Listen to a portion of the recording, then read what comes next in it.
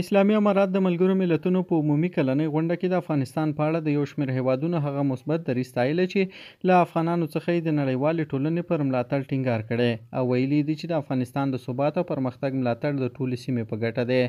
د ملګرو ملتونو په کلنۍ غونډه کې ځینو هیوادونو په افغانستان کې د بنسټیزو پروژو پلي کولو د نړیوالې ټولنې د ملاتړ او بشري مرستو غوښتنه کړې ده.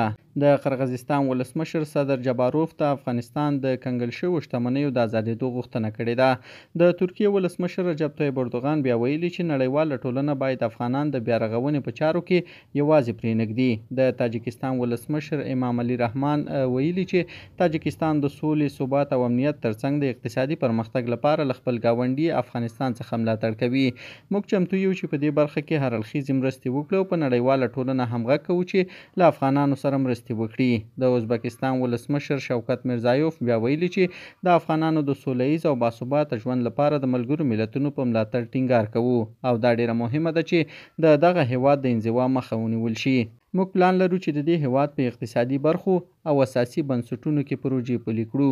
د ملګرو ملتونو 80مه کلنۍ عمومي غونډه 13 شنبه د تلې پر لومړۍ نیټه د امریکا په نیویارک ښار کې ترسره شوه.